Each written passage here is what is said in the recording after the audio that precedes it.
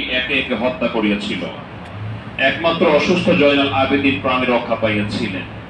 সর্বশেষে কারবালার প্রান্তরে শাহাদত বরণ করেন হযরত ইমাম হোসেন রাদিয়াল্লাহু তাআলা সাহেব। শত্রুপক্ষের পাপিষ্ঠ সীমার ইমাম সাহেবের শিরোচ্ছেদ করে। এখানে শেষ নয়, এজিদ সৈন্যরা নিহত ইমাম হোসেন সাহেবের পবিত্র দেহ মোবারকের উপর দিয়ে অস্ত্র চালনা করিয়া দেহের হাড্ডি মজ্জা মাংসপেশিকে মরুভূমির বালুর সাথে মিশাইয়া দেয়। এমন পৈশাচিক হত্যাকাণ্ড আর কোথাও ঘটিয়েছে বলিয়া জানা যায় না। তাই 10ই মুহররম আমাদের জন্য শোকাচ্ছন্ন দুঃখ বিজড়িত ঘটনাবহুল এক দিবস। এই দিবসে ইমাম সাহেবের মহব্বতের ফয়েজ ওয়ারিদ হয়।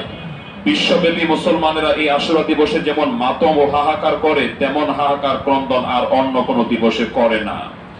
মুহররমের 10 তারিখ ইমাম সাহেবের মহব্বত অর্জনের দিন। ইমাম সাহেবের মহব্বত হকিকতে দয়াল নবী সাল্লাল্লাহু আলাইহি ওয়াসাল্লামের মহব্বত। কাজে ইমাম সাহেবের মহব্বতে যে কাঁদিবে, হকিকতে দয়াল নবী সাল্লাল্লাহু আলাইহি ওয়াসাল্লামের মহব্বতে সে কাঁদিবে।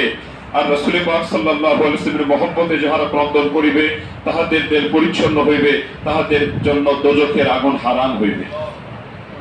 হযরত আবু যর হইতে বর্ণিত আছে, দয়াল নবী সাল্লাল্লাহু আলাইহি ওয়াসাল্লাম বলিয়াছেন, আমার আহলে বাইতের উপমা নূহের তরীর ন্যায়।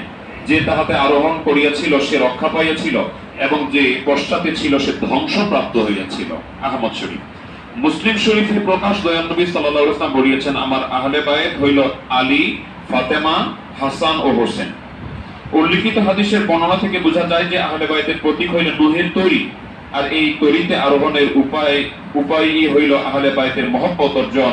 যে মহব্বত বিতরণের জন্য আকাশের ফেরেশতা সকল বিশেষভাবে প্রতি বছর মুহররমের 10 তারিখে জমিনে নামিয়ে আসেন এবং আশেকে রাসূলদের দিলে মহব্বত ঢালিয়া দেন। তোমরা প্রতি বছর যেমন পবিত্র আশুরা মুবারক উদযাপন করো, ইমাম সাহেবের মহব্বতে অঝরে কান্দো, আমার অবর্তমানেও তোমরা এমনই ভাবে বিশ্ব জাকের মঞ্জিলে সমবেত হইয়া পবিত্র আশুরা মুবারক উদযাপন করিবে। ইমাম সাহেব দয়ের মহব্বত অর্জন পূর্বক সেই মহব্বতের স্রোতে তেলের ময়লা পরিষ্কার করিবে। আজকের মতো নূর শরীফ পাঠ করা শেষ হলো।